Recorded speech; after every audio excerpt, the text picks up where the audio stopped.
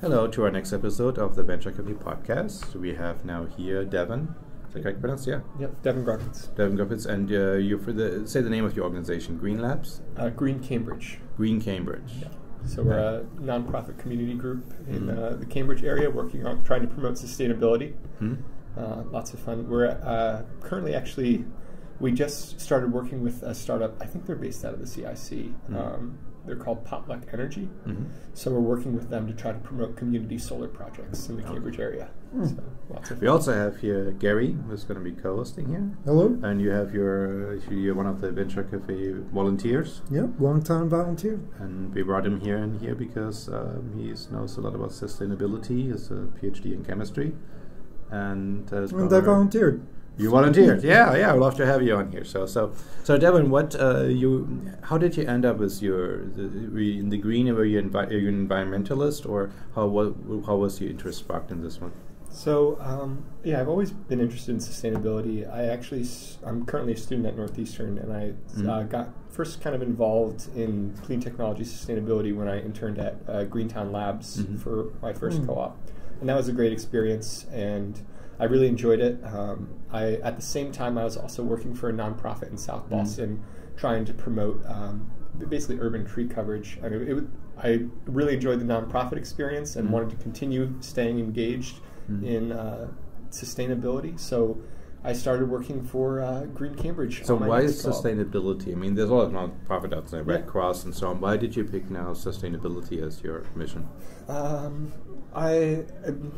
Partially because of my concern regarding climate change. I see we have all of the technology necessary to address the issue.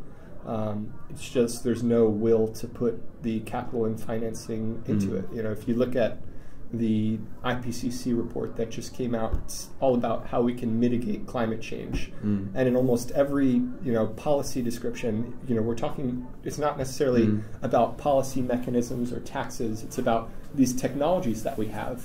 And we just need the entrepreneurs and the investors necessary to kind of come together to solve this issue. And that's why a lot of times, I think it was last week you had the UN Climate Summit. Right. And that was kind of an opportunity to bring these businesses in to try to, foster innovation towards this issue.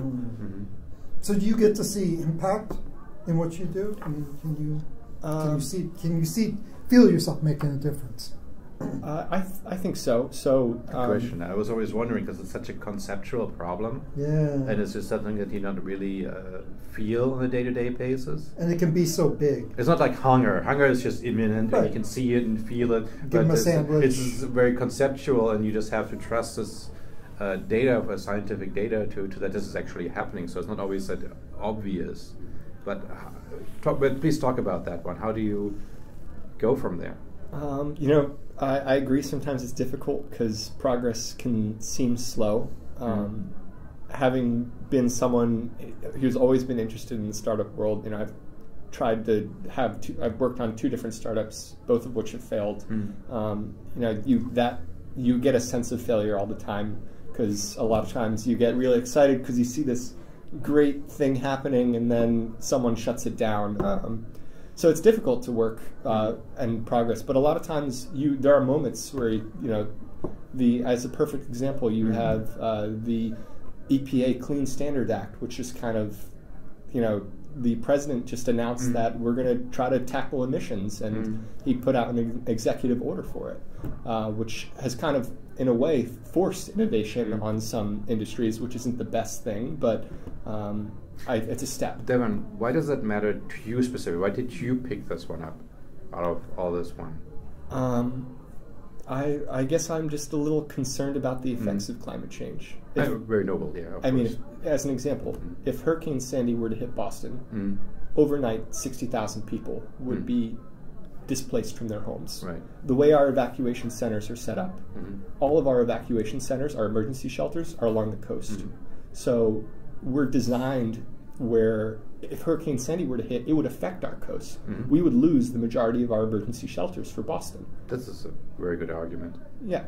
So we're not prepared, and that frightens me. And so I'm acting mainly because I'm scared.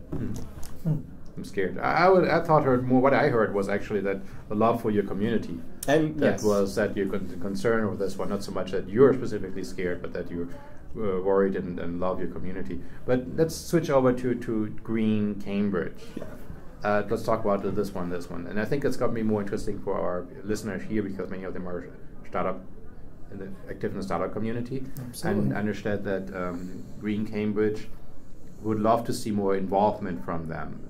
Can you maybe talk about that a little bit? Yeah, so currently our executive director, he actually is coming from a startup, and now he pretty much only runs Green Cambridge and another organization that we're also a part of. But Green Cambridge got started to try to address climate change in Cambridge, trying to find ways to reduce Cambridge's emissions.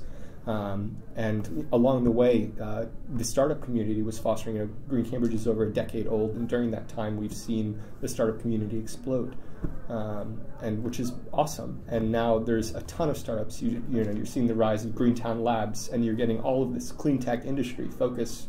Across the river from Boston. I'm located in Boston, but. So yeah, looking at the startup community, we want to find ways to partner with them, kind of expose whatever services they're trying to provide or technology that they might have to the community. Because as a community organization, we have a lot of outreach. Can you tell us a little bit about the partnerships you've established so far? So actually, at our we hold a monthly meeting. 2 meetings ago, we started a relationship with, I mentioned this at the beginning, an organization called Potluck Energy. I think right now they might actually be at the Harvard iLab. I could be mistaken, but their whole idea is to have basically a community buy into a solar investment, and then it would put solar panels onto, say, it might not necessarily be a building in their community, but could be a neighboring community. And then they're basically buying their energy from the solar panels that they each collectively kind of potluck put their money into the investment. So it provides an opportunity for small-scale investments in renewable energy, which, I mean, there are probably dozens of other models similar to that. But we saw an opportunity, it's startup in the community that we wanted to help. So it was an opportunity, we grabbed it, and hopefully we'll be able to help them. How does it usually work if you have, let's say I have a startup deals with sustainability and could make a difference for Cambridge? Maybe wants market exposure or wants to ask questions about their service they're trying to provide.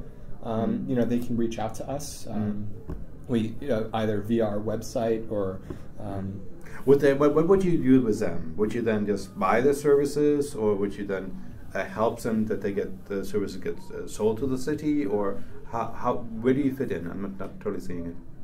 So we kind of give them an opportunity to either maybe get more reach if they're concerned about how they're trying, maybe they're having difficulty getting exposure for their service.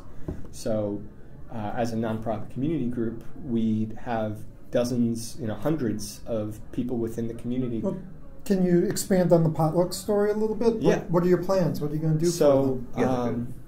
We've actually started what's called basically a community solar committee, where we are using the Potluck Energy as a means of holding these discussions where we basically are telling people about this opportunity that they might not otherwise have known. So we've hosted a number of community events just to try to raise more awareness about opportunities to buy into solar, because a lot of times when people think about solar, they think about this huge upfront investment. And if there's a way where they can get solar and it's not quite as expensive, it's a great opportunity. Cool.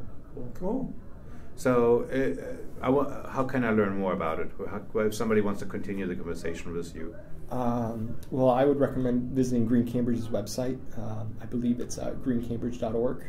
Or you could email us at info@greencambridge.org. And you have a Twitter account as well? We have a Twitter account. We have a Facebook. So we just Google it and Green Cambridge and it should pop up. Yeah. And that was my cell phone. I thought I had turned it off. I hope that didn't. Anyway. Okay. Well, thank you so much, Devon. Thank you. This was great. Being on the podcast, and hope you enjoy the rest of the day. Thank you.